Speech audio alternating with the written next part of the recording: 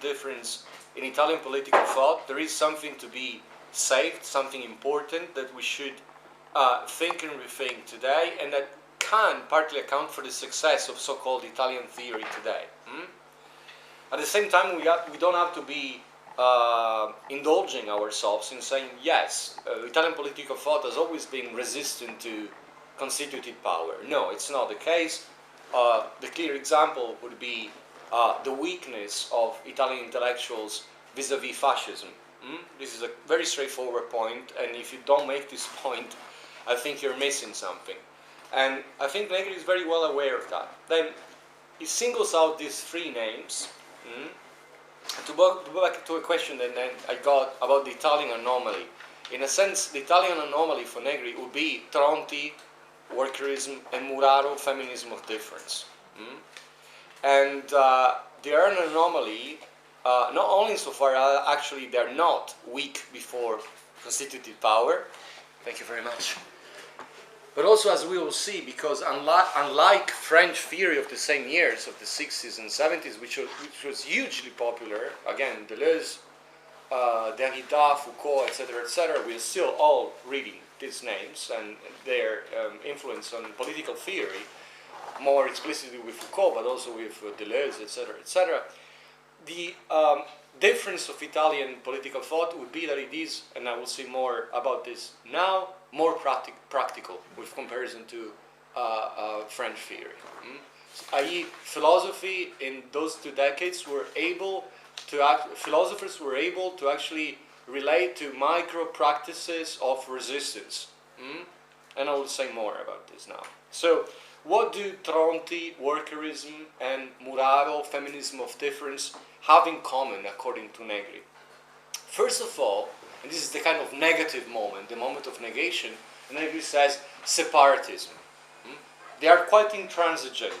So in the case of Tronti, with regard to workers, factory workers, the slogan of workerism could be, and mere quoting Negri, working class without allies.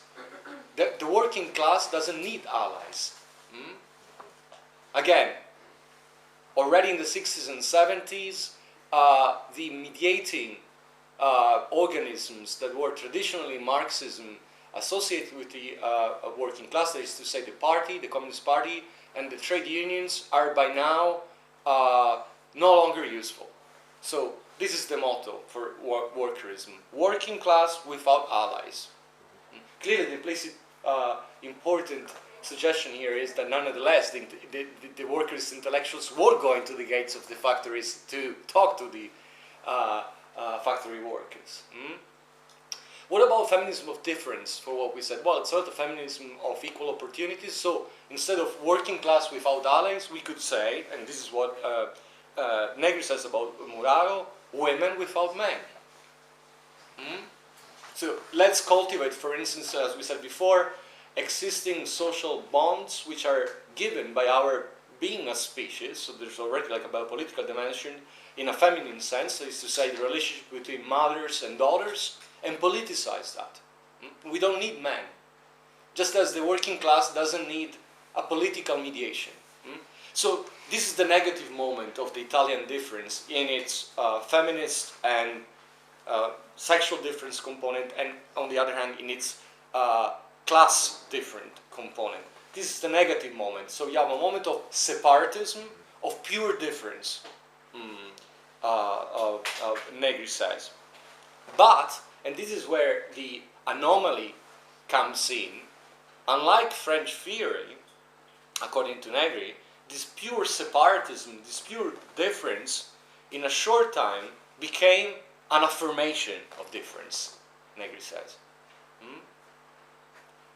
It was turned into, he says, a constituent affirmation of difference. So from separatism, you move to a creative difference. A productive resistance.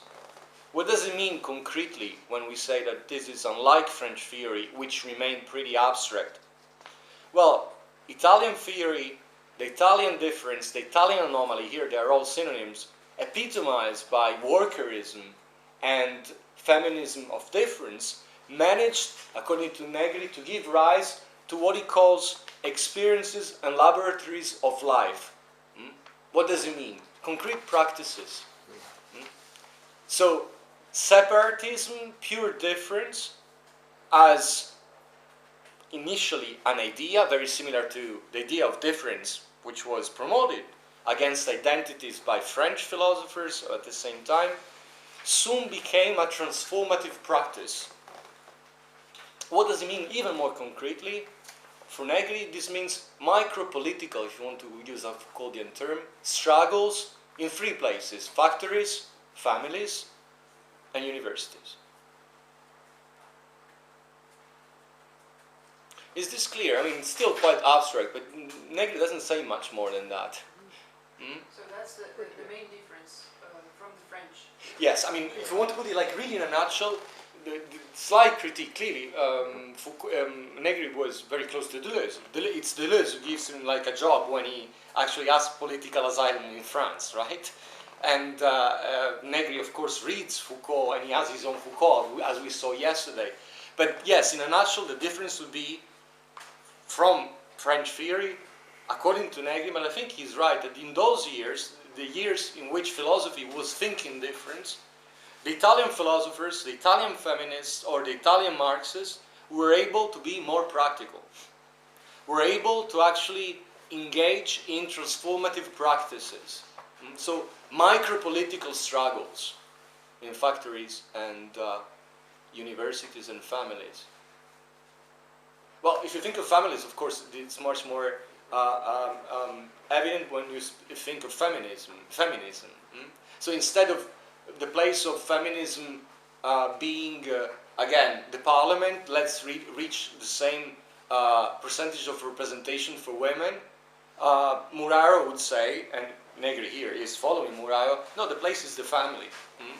What if the social bond between a mother and a daughter is actually politicized within the family in a patriarchal society, for instance? What about factories? And this was really, really concrete, and Negri was really involved. I mean, Negri himself was really active in a place. It's the ugly part of Venice. Nobody sees it. Venice was really, had in those years one of the biggest oil refineries in the world. And this is where Negri and the workers were very, very active. So what does it mean to bring this separatism, to turn it into a productive difference concretely in a factory? For instance, I think in English, in Italian we call it like a white strike. A white strike. In English, I think it's a walkout in a way. Non-prepared, non-trade unionized strikes. Like a sector of, a big factory, a oil refinery, politically involved, one day, like 200 people going out.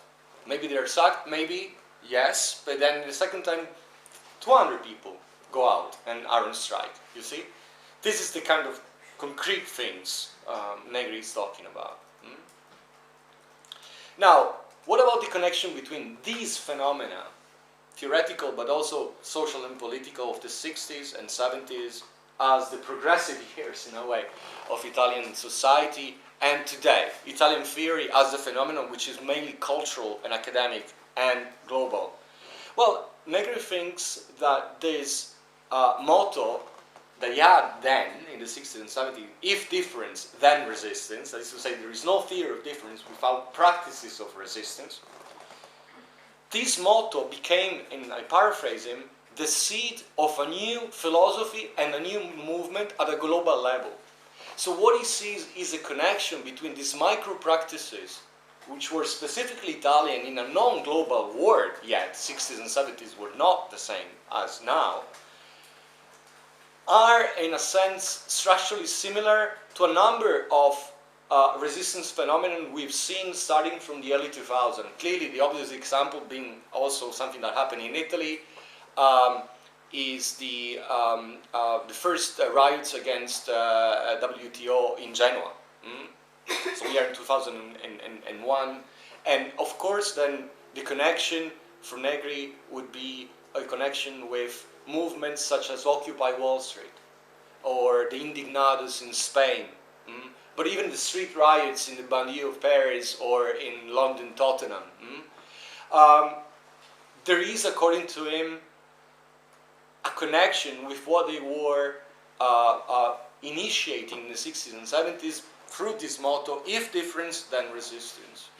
If you look at, I think like the very self-definition of the Occupy Wall Street, you know, one of the arguments was pure difference, 99% versus 1.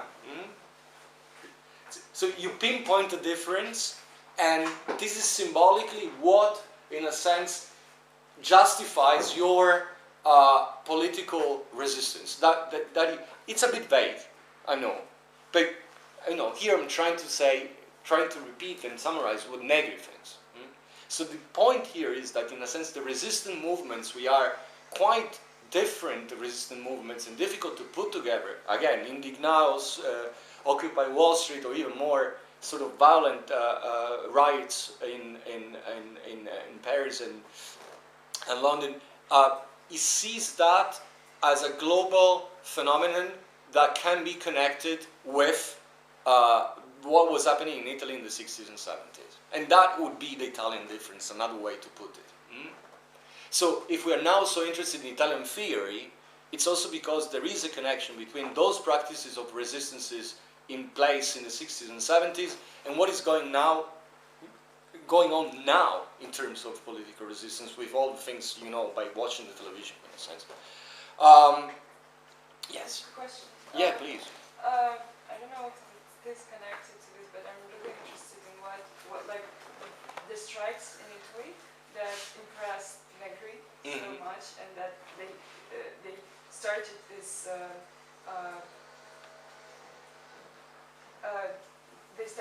movement of thought and stuff like this. What was the material? What were the material prerequisites for this? What were the social conditions that it made? Is it connected with the party thing that you were talking about, or is it something else? You mean like why then? Why in Italy? That the question. Why then that? Why in Italy? And if there was some mechanism, maybe like if this mechanism worked somewhere else, we can see like how it works. Yeah, this is interesting because in a sense there is no parallelism in terms of macroeconomics. Clearly the precondition for those phenomena of theoretical difference and then practical resistance was the fact that Italy in the same years had become incredibly rich in comparison to what it was in the past. You know, like this is like really general, almost philosophical thesis. They used to say it's easier to resist and to protest when you have a guaranteed job. Right. This is something which is not put into question by Negri, and clearly here there is no symmetry with what is going on now globally, because we are in a state of crisis and recession, whereas the Italy of the 60s and 70s was from, you know, if you are like an old-fashioned Marxist, you have to look at the economy first, and the economy of course was experienced an incredible boom. We still call it in Italy in history the economic boom, the years between, well, you have the years of the reconstruction after World War II, and best testimony of that, what Italy was after having lost a war, after 20 years of fascism, etc., is neorealism in cinema. If you know the films of De Sica, you know, like Bicycle Thieves, it's beautiful in this sense. I mean, the years of reconstruction.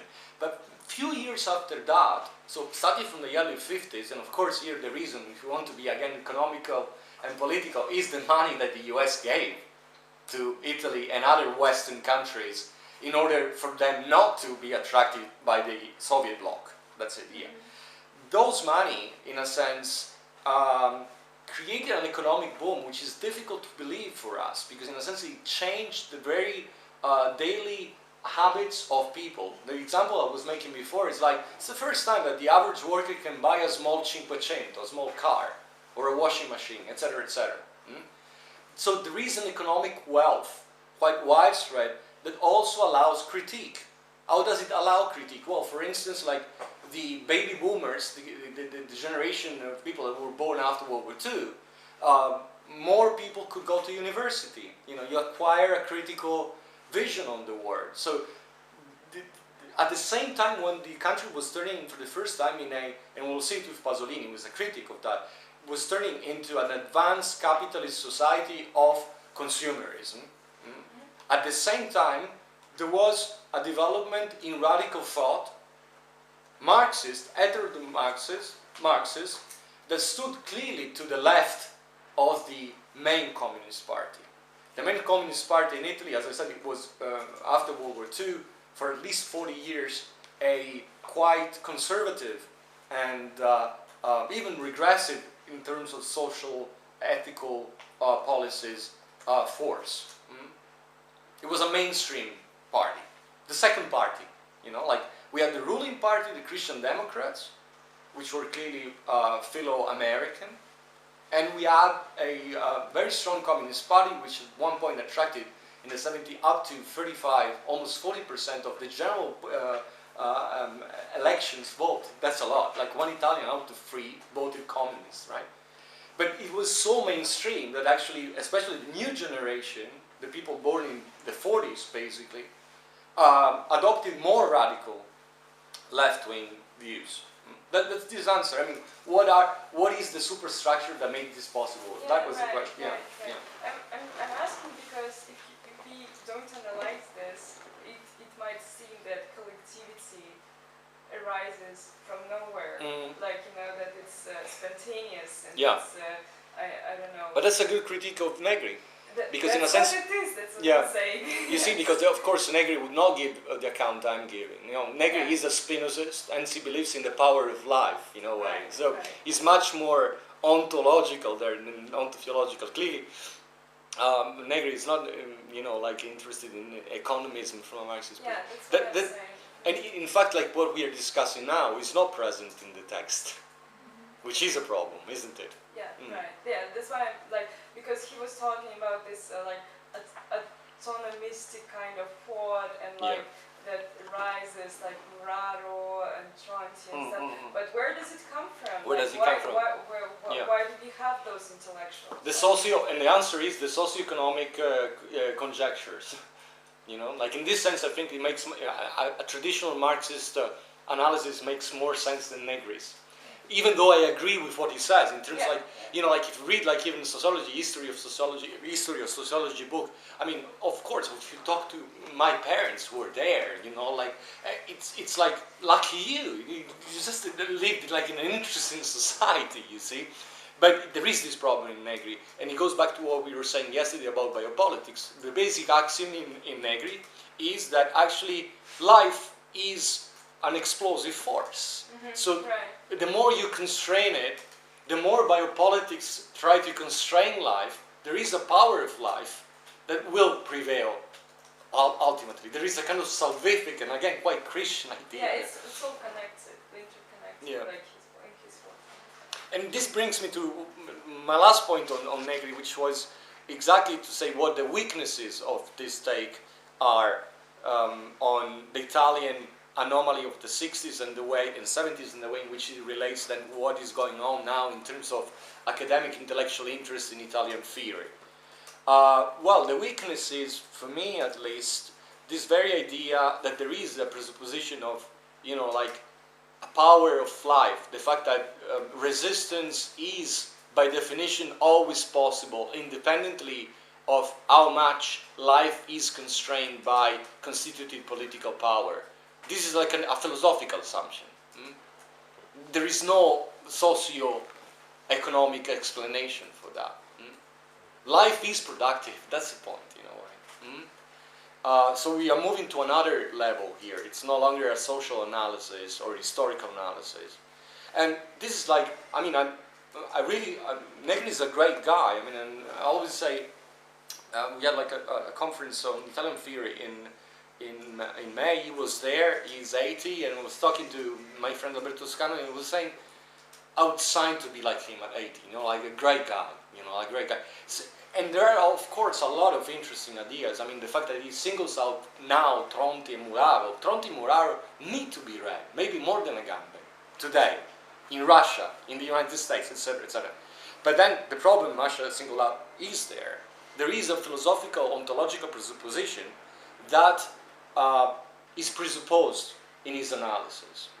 And the same goes for the notions of, Negri's notions that you probably know. I mean, you know, it's connected with the idea of the multitude, the insurrection of the multitude, the fact that there are conditions of possibilities for communist or commonist, I would say for Negri, commonist revolution are already here. The more capital is global, the more the possibilities for subversion are already immanently present. Yes, I mean, I can see the reasoning, the philosophical reason. I'm not sure I buy it, because this presupposes a certain, very a priori, in a sense, ontological take on politics, right? That is to say, the power of life. Here we are making, like, putting together very different planes, right? Historical, economic, and very philosophical. So please ask me if this is not clear. This is one problem. That is to say, in a sense, like the philosophical presuppositions. I mean, even ask yourself the question: if we can summarize the empire, that is to say, the post-workerist, not the workerist of the 60s, but the book of the 2000, which epitomizes this stance, Negri's and the Negrian stance. You can ask yourself the question: do you really think that the more capital is global and thus leads to the demise of sovereign power? Do you remember the discussion we had yesterday, etc., etc.? Do you really believe in your own experience that this is actually proportional to the possibilities of resistance? I don't. But you see, that it's also a question of, like, personal persuasions. Do you get my point here? That there is also, like, a leap of faith, in a way. It's not all rationally accountable. You know, in a way, like Empire is a book that says anti-capitalist resistance, if you want to make, like, a sort of, like, global geopolitical analysis today, is possible, especially in one country. Which country? The United States. I mean, this is, like, in a nutshell what you know, empire is about, in spite of all talk about nomadism and missionation, etc. So this would be one of my critiques. The other critique, to which I will return in my personal comments on this issue, is what about the 80s and 90s? We said it before already. What about the 80s and 90s? If we have this Italian difference, this Italian anomaly, epitomized for Negri by Tronti and Muraro, and himself, of course, because Tronti and Negri were working together very closely. So there is a bit of self-referential eulogy there. But he's good, he's right to do it. So if you have this phenomenon in the 60s and 70s, which was then very micro-political, brought to the factories, difference became productive resistance, factories, families, universities, and yes, it's true, like the general society was, Italian society, conditioned by this battle. This can be shown by the number of progressive laws that the Italian Christian Democrats, so centrist and pro-American leading party, voted in parliament. You know, like in the course of maybe 5 years, Italy was one of the first countries to actually liberalize abortion. Catholic countries, I'm sorry. But, you know, like Ireland still has these discussions today. Abortion, divorce, war, voted by a referendum in the same years. Italy was the first country in 1979, and this is still an anomaly, who actually made asylums for mentally sick people illegal. Then, of course, there is always, like, a level of compromise and corruption, in a sense. But for Italian law, there are no asylums. So you can say that actually Negri is right in saying that this anomaly was theoretical, then it became micro-political, but these micro-political radical left battles then had repercussions on what? On what defines us as a nation. That is to say, the laws that the parliament passed. Not because the parliament was so radical, but because the population was very progressive. If you have, like, 200,000 women voting for supporting abortion, marching in the streets of Milan every Sunday, clearly it's more likely that actually even a central left, moderate party will allow to have a referendum on that issue. Now, let me just move to Esposito. Does this make sense? Any question? Please, if you have doubts, it's good, constructive to put into question. Well, we can see that here Italy was influenced by those struggles, but we can still not understand where those struggles came from. So it's not. But isn't it a bit of the same question that she asked? That is to say, what were the more like a macro precondition for those struggles? I think the answer is a wealthy society. Okay. I think I probably missed the. I think this is the idea, because it's a matter of fact. I mean, it can be assessed economically. In the space of less than a generation, Italy, from being a backward rural country, became the fifth, sixth economy, capitalist economy in the world. So it's a kind of chain effect. That is to say, that generation, the generation of my fathers, it was the first generation where, say, instead of 5%, 20, 30% of the population went to university.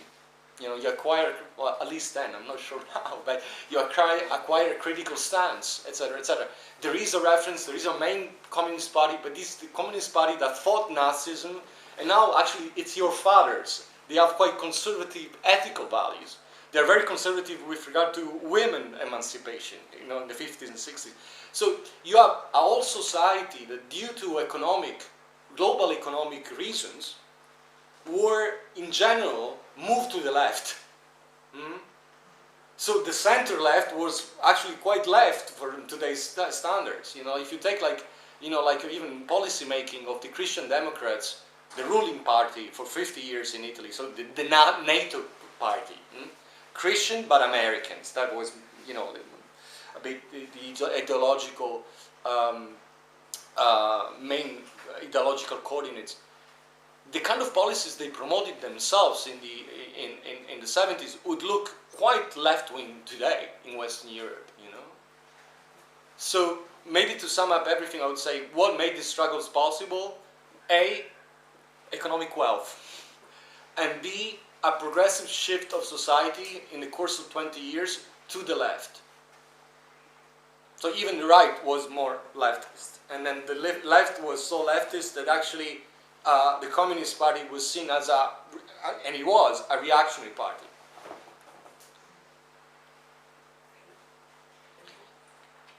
And then I will move to Esposito, but I think like this general, more historical discussion is important. Then what went wrong? The other question would be, what went wrong? Well, first of all, like in terms of like global economics, clearly, you know, studied from the mid-70s, internationally, there was a recession. You know, like the oil crisis of 1973, etc., etc. One. And two, what went wrong, specifically in Italy, was the way in which the state in the late 70s and early 80s, very, very wisely manipulated the phenomenon of terrorism, of left-wing terrorism. I mean, these radical left parties, after 1968 and in the first 70s, at times turned into guerrilla parties, movements. So they became illegal. And the way in which the state, the Italian state, in collusion with secret services, but not the Italian state per se, but certain reactionary parts of the Italian government or the ruling party, close to former fascists, etc., the way in which we call it the strategy of tension in Italy, the 70s. The way in which the reactionary sectors of the ruling party managed that was very effective. Too much freedom and you reach terrorism, more or less. You know, like that. They constructed a narrative in kind of like 10 years that then got back to people. You know, like this is also, if you think this is too historical, please stop me and we go to Esposito. But maybe, I mean, I'm really keen also on giving you the general picture. So please, if you want me to go more to the direction of the thinkers, then we can go. But we didn't say anything about terrorism. And this is interesting because like between the late 70s, say 75, 76, and the early 80s, 82, 83, there was a micro civil war in Italy, you know, in terms of like people killed or kidnapped by the Red Brigade, so the most notorious left-wing revolutionary guerrilla terrorist group, and terrorists killed by the state. There was on average at least one person politically killed per day, you know. This is a lot in a Western country. They managed to kill the prime minister, you know. This is quite something.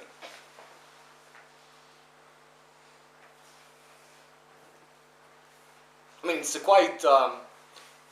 there's much more attention, even by medias and culture in the last few years. There's much more attention to the Badr Meinhof and the RAF, you know, like the communist terrorists in Germany in the same years. But the communist terrorism in Germany was a much more contained phenomenon. You know, like both in terms of support of the general, not the general population, but of certain strata of the radical left, and also in terms of the impact it had on the general politics of the country. In Italy, it was something very big.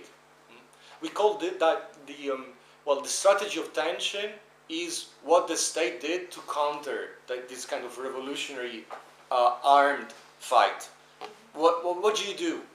What you start putting bombs and blaming the leftist terrorists, you know, which is what happened in Italy a lot. And the other term which is important in Italian history is the lead years. We call the mid-70s to the early 80s the lead years, anni di piombo, literally because of bullets. You know? So I think these questions are important. I mean, where did this Italian theoretical practical anomaly come from? So in a sense, like an economic boom, and where did it end? It ended in terrorism and its successful repression by means of para-state terrorism. If you have like groups of old-fashioned fascists being more or less paid by the secret services to put bombs and then blame the other, you know, the other side, that's almost state terrorism, isn't it? What's the population, like, were people partly sympathetic to the movement, the one which was running? You mean like when they took arms, when they took their weapons? To the Red Brigade. Yeah, okay, this is an interesting question. I mean, in terms of numbers, it's being estimated, and in spite of the quite, you know, like visible actions they carried out, there were never more than 400 people, you know, living basically incognito, like full members of the Red Brigades. But at the same time, of course, if you actually live incognito, you have to have support. You know, like you have to have somebody actually telling you, hey, you can sleep over even if, at my place, even if the police is after you, you know. And that's a very interesting and quite relatively little explored phenomenon. In certain cities like Genoa, it's thought that there were at least 3,000 sympathizers, which is a lot, you know, like, you know, it's 3,000 sympathizers, 3,000 people saying, sure, I mean, I have kids, so I'm keep on going to the factory, or I keep on going to teach at university, but I can hide 1 or 2 people whilst they are they are looked after, they are, how do you say, searched by the police, you know, seeked by the police. So it's small numbers, but quite big, if you think what was involved.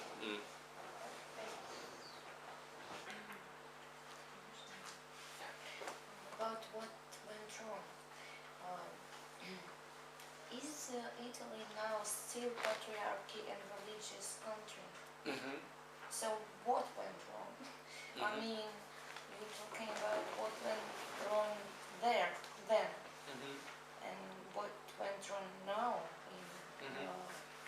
thousands. Well, we go back to that point.